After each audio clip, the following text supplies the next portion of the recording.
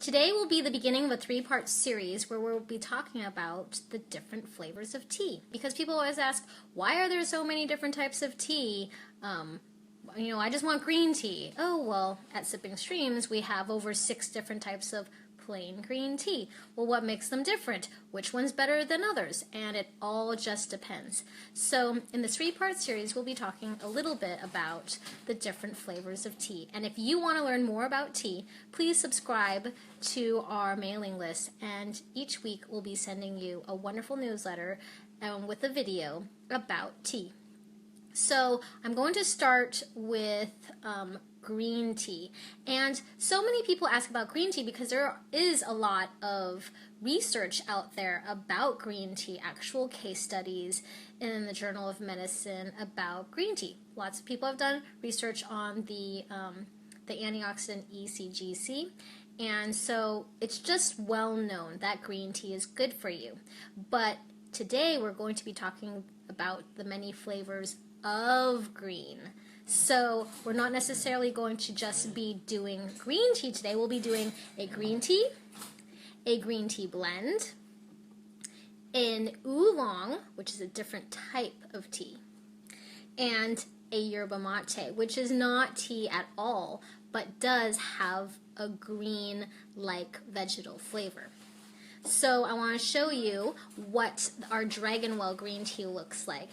It is a flat pressed leaf, and it is only grown in one area of China. It's grown in the Hangzhou area. It's beautiful. This one's the Westlake Dragonwell, and it translates from Chinese called Longjing or Longjiang, or depending on your dialect, depending which region you're from. I was born in Hong Kong, so my pronunciation won't be the same as Mandarin because I'm Cantonese. But the leaves are pressed flat on a wok by hand, typically. And the wok is not like you're stir-frying anything. It's just a big heat plate, essentially, that's dipped down. So the leaves go on one side, and then they press it with their hands to dry it, and they go out the other side. And it's just a different way of drying the leaves, but the signature look is that it looks really flat, like blades of grass almost. So here's a picture, and that's the Dragonwell green tea. And then, so what's really unique about this tea is that it was a tea set aside for the emperor. Like most best ofs in China, everything was set aside for royalty. And so there was an emperor who really liked this green tea, and he found it by this spring, this Dragonwell spring, and it was very unique. Just like most teas and most wines, they're grown in different regions and have very unique flavors and tastes because of the terroir, which is the environment, the soil, the humidity of the environment around there, what other plants are growing nearby. Tea is a very highly absorbent plant, so its flavor can even change by what it is grown next to. And this tea is a very famous green tea from China, one of the top 10 teas of China, and was set aside for a long time for the royal family. And anyways, it has this nice, smooth, almost nutty flavor because of the way that it's kind of scorched a little bit. So I don't know if you can see on these leaves or not, but there'll be some blistering on the tea leaves, and where it looks almost yellow. And so that is from the burning part, the blistering part of the tea plant. So it gives it this nice, slightly nutty-like flavor. And typically, if you steep this tea too long or too hot of a temperature, it will be very strong and kind of bitter, which is not a desired attribute of good tea. But what's really interesting about this tea is that it is grown in this area of China, the Hangzhou area, where it has a lot of theobromine in the soil because the tea just absorbs whatever it is grown in or what it's around. So theobromine helps relax and open up the bronchials, and so it's really good for people who are sick or who have asthma or a cold, just not feeling well. And what's another unique thing about this tea plant that isn't found in other green teas is this really nice cooling sensation. Even though you're drinking it and it's hot, it has almost like, it's not mint, but a menthol sensation when you drink it, which is highly desired of good quality teas. And so this is what the wet leaves will look like. You know, at first they looked really small and flat, and then they're expanded a lot. And so this tea, like all of our teas at Sipping Streams, you can re-steep up to 4 times. And typically, the first steeping in the Chinese tea ceremony is the rinse. Like when you make the tea, they just throw it out and don't even drink the first tea. I was thinking about doing the Chinese tea ceremony today, but we'll save that for another episode. It's kind of just a rinsing and washing and sanitizing whatever you're going to consume.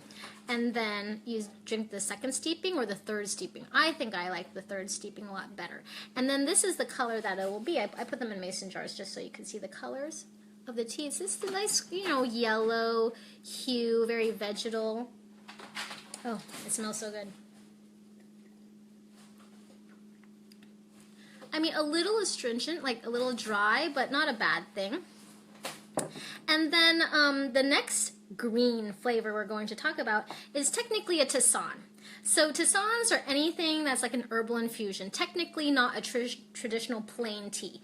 This tisane has tea in it, actually. It's our Moroccan mint, and it's organic. And the Moroccan mint is really great because it has the health benefits of tea and it has the health benefits of mint. It's just mint and organic green tea.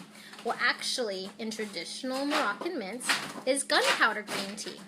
So you'll have these tiny little gunpowder pellets, kind of look like little nerds candies, and that is the gunpowder green tea. The tinier the gunpowder tea is, that means the more densely rolled it is, which is a really good quality. Typically it's a darker black color, which means it is holding in its essential oils and its aroma, its flavor. It's a lot more fresh when it's dense because it's almost like it's vacuum sealing into itself when it's rolled tightly. So really good teas, typically you don't have a lot of aroma to it, but when you steep it, it's going to have a lot of flavor in it. You don't want teas that are really wide or long strings or give off all this fragrance, because all that fragrance is the flavor that is just evaporating into the air and gone. And you're not going to taste it in your cup.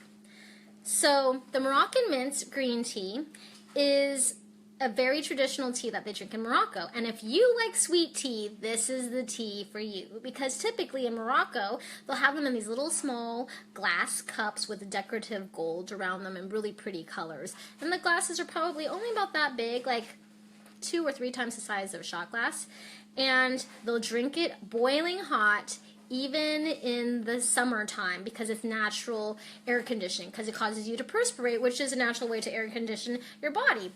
But they don't just put sugar cubes in it. They literally have these giant bricks of sugar that they put in there. So if you like sweet tea, this is a great sweet tea, and it's great iced too. So this is what the leaves look like. And you'll notice you're probably seeing a lot of flat pieces, and that's actually the peppermint. The gunpowder is really hard to see. They should be kind of hard to see. And gunpowder green tea is named after its appearance. So probably, most likely, somebody just opened this chest of tea and they're like, oh, what is this tea? You know, it says that it's tea. What kind of tea is it? Oh, it looks like gunpowder pellets. Okay, gunpowder green tea. And so that's usually how the Chinese name their teas, is after appearance or location. But gunpowder green tea is not supposed to be super strong unless you put way too much tea in your cup of tea. And if you like it strong, that's perfectly fine. However you want to make it, it's your own cup of tea.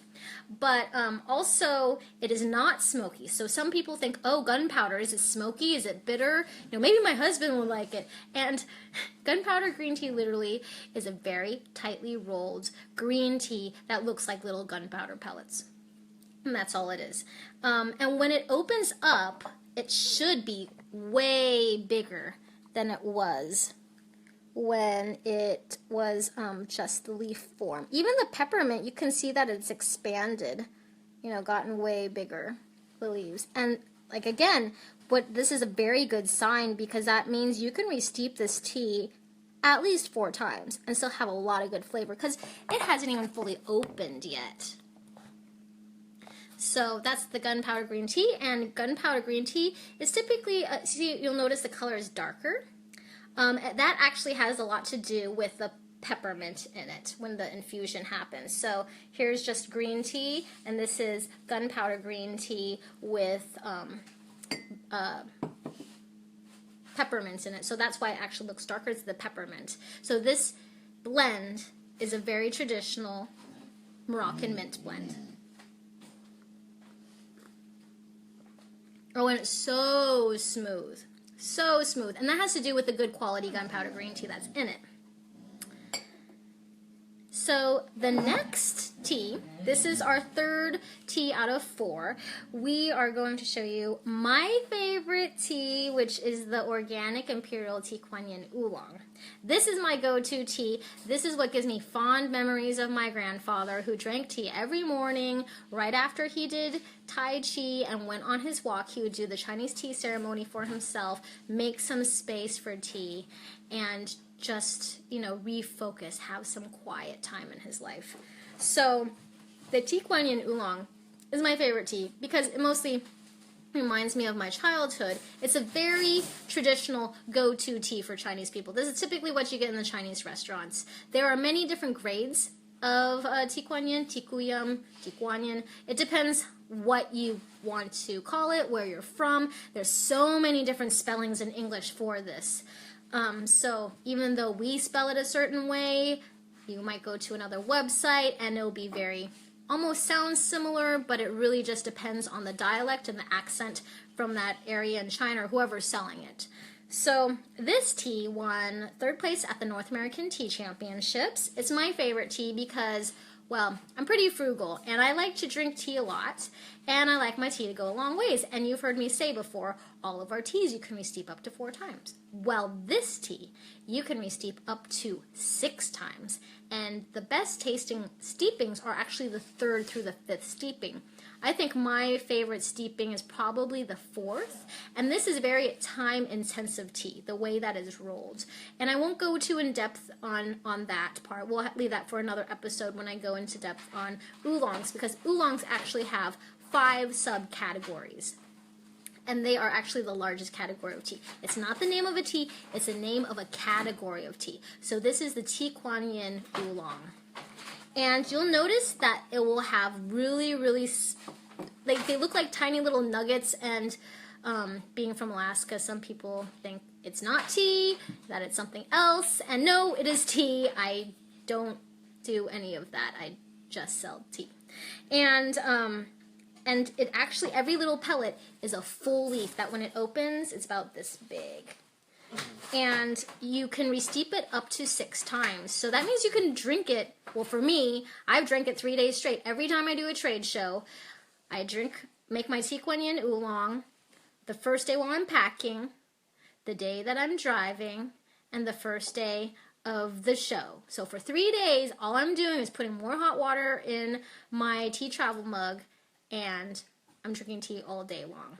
Will it get stronger if you leave it in liquid? Yes. If you leave your tea leaves in the same amount of liquid and don't take them out, this tea will be 6 times as strong.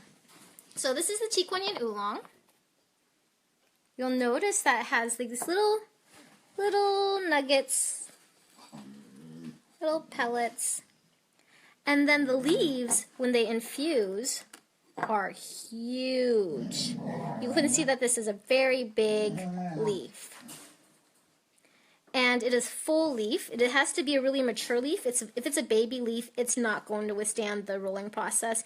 It will literally just disintegrate. So these are kind of thick, mature, leathery leaves that are either leaves that are lower on the plant, so on the stalk of the plant, of the tea bush, or they are a later season picked tea.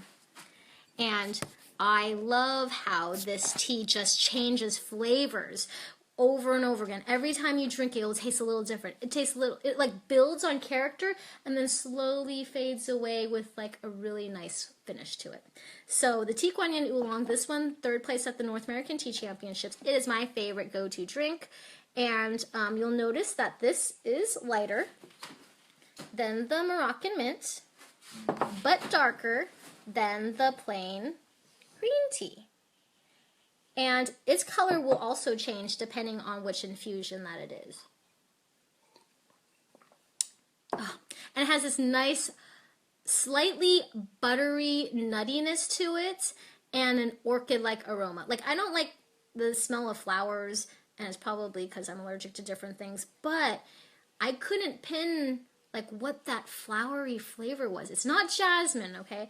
It's not perfumey, but it's just a smooth, almost buttery, nutty flavor, and it was orchids. I was like, oh, that perfectly describes Tea Kuan Yin Oolong. And now our last tea today is not a tea. And remember, this episode is on the flavor of green. So this last one is actually a yerba mate. Yerba mates are a plant related to holly. It's not related to the tea plant at all.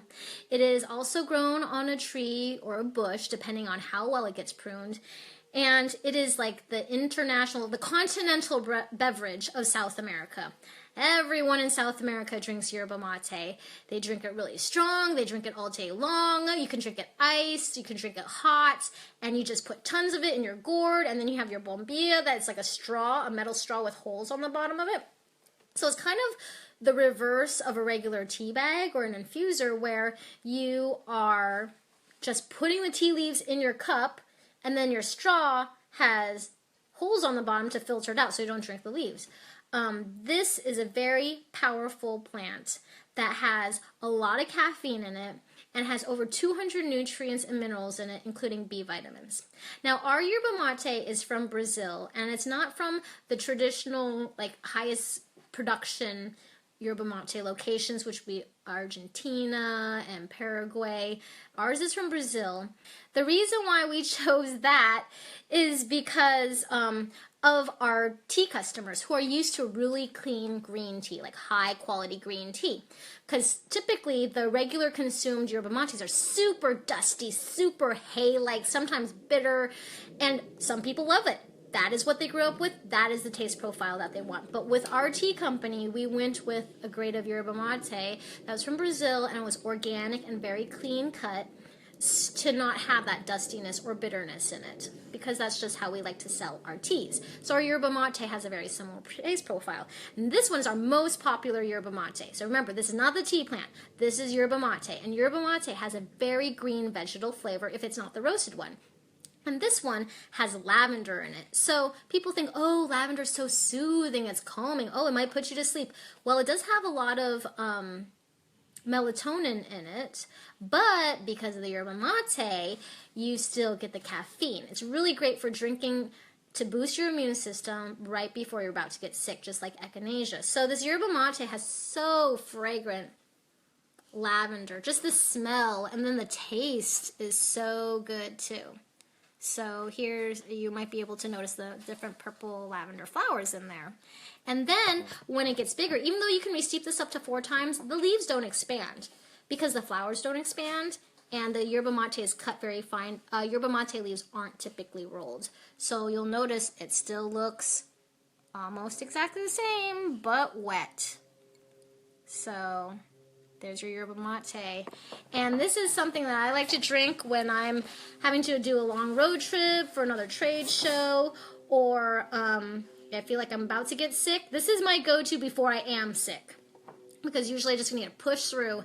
And so this lavender yerba mate in the cup, oh, it's so fragrant. And you'll notice it is still a green-like flavor, or a color, just like, the Tea Kuan Yin Oolong, and kind of like the Dragonwell green tea. So the lavender yerba mate, or yerba mates in general, have a very green-like flavor. So if you have any questions, please put them below. I would love to answer your questions about tea. If you have any suggestions for our future episodes, please let me know too. Share this with your friends on Facebook, like our page, and please sign up for our mailing list if you're interested in learning more about tea.